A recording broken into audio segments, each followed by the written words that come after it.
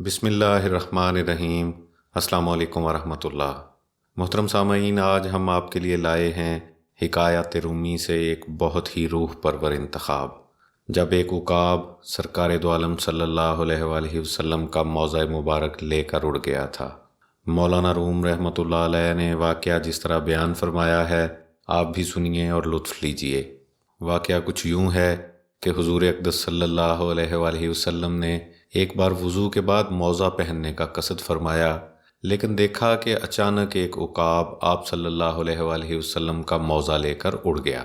آپ صلی اللہ علیہ وآلہ وسلم یہ ماجرا دیکھ کر حیران ہوئے۔ تھوڑے ہی وقفے کے بعد آپ صلی اللہ علیہ وآلہ وسلم نے دیکھا کہ عقاب نے موزے کا منہ زمین کی طرف کیا، جس سے ایک سیاہ سانپ گرا۔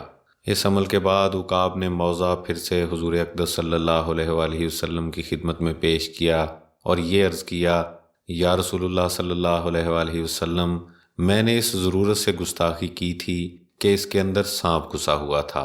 مجھے اللہ تبارک و تعالیٰ نے آپ صلی اللہ علیہ وآلہ وسلم کی حفاظت پر مامور فرمایا، ورنہ میری کیا مجال تھی کہ آپ صلی اللہ علیہ وآلہ وسلم کے حضور ایسی بے ادبی کرتا۔ حضور اقدس صلی اللہ علیہ وآلہ وسلم نے اللہ تبارک و تعالیٰ کا شکر ادا فرمایا۔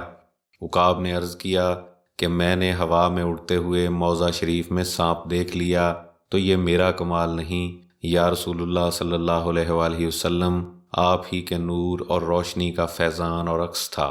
آپ صلی اللہ علیہ وآلہ وسلم تو سراج منیر ہیں، اگر کسی دل کے اندھے کو نظر نہیں آتا تو یہ اس کا اپنا قصور ہے، کیونکہ تاریکی کا عکس تاریک ہی ہوا کرتا ہے۔